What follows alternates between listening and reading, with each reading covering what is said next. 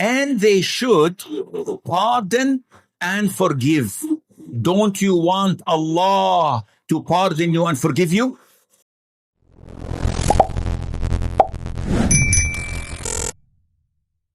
Is Fitria. I'm from here, BSD. Assalamualaikum. Assalamualaikum warahmatullahi wabarakatuh. I would like to ask, what if we have to love someone, for example, in family, but in the past, that person did something that maybe traumatizing and make you the worst person, but you have to love that family. How to not to feel sinful if it's hard to forgive the member of family, because even though they have asked forgiveness. Thank you. Thank you, Fitria. So the question simply is, and correct me if I'm wrong, one of my kinship, let's assume my brother, let's assume my uncle, did something hurtful to me. This could be an insult, this could be beating me up, and this could be worse, such as sexual harassment or abuse. And they sought forgiveness. They showed remorse, repenting, and asking me to pardon them. Now, you have levels.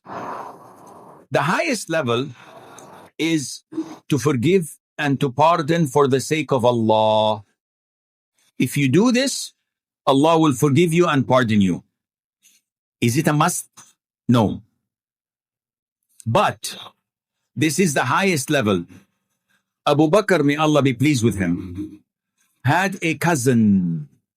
His name was Mastah ibn Athatha. May Allah be pleased with him. This cousin of Abu Bakr was among the first immigrants to come from Mecca to Medina. And he was stone broke, no money. So he lived in the masjid. Imagine not having a wardrobe with different dresses and clothes. Imagine not having a roof on your head, not having a car, not having a bicycle, not having a pair of shoes. He had zero, only one garment, and that's it. So he lived in the masjid. Abu Bakr, being his cousin, being rich, used to give him weekly allowance from his pocket. Mastah was one of the first immigrants, muhajirin. Yet he fell in a trap of the traps of shaitan. He slandered Mother Aisha in the Ifk incident. He said Mother Aisha committed zina with Safwan ibn al-Mu'attil. Ya Allah. Mother Aisha, your cousin's daughter who's giving you money, the wife of the Prophet alayhi salatu wasalam, and you're accusing her falsely? Abu Bakr, when he heard this, he said, Wallahi, I will not give him one single dirham.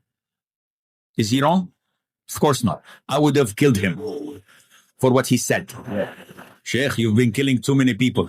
Metaphorically, I cannot even kill a fly. I usually bring my wife, she kills it. Anyhow, she's good in killing. Again, please edit this. So, after 1 month, Allah revealed in Surah An-Nur the innocence of Aisha. And he revealed an ayah addressing Abu Bakr. The Prophet took the ayah and came to the Abu Bakr and he said, Oh Abu Bakr, didn't you hear what Allah said about you and your cousin? Abu Bakr said, what? So he recited, those whom Allah favored with wealth should not swear by Allah not to provide for the poor, the relatives, and the immigrants. And they should pardon and forgive. Don't you want Allah to pardon you and forgive you? Immediately Abu Bakr said, Oh Prophet of Allah, I want Allah to pardon me and forgive me. You are my witness. I will continue to provide for him till the day I die. End of story. Level number 1, forgive and pardon, no matter how bad the assault was.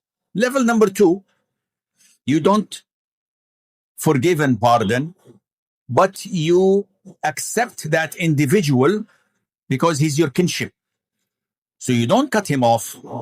When you see him, Assalamu alaikum, alaikum assalam.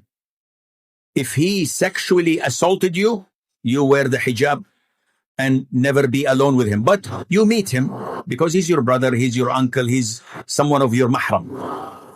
Do I have to love him and care for him? No. Love is something in Allah's hands, not in my hand or your hand. But we go to level 2 of maintaining relationship. Level number 3 is total boycott. And this is haram. So I have to have the minimum accepted by Allah, but not necessarily to hang out, to sit for 4-5 hours and to feel normal. No, I'm still hurt. I'm still traumatized, but I will not allow shaitan to dictate what I should do and what I should not do. I hope this answers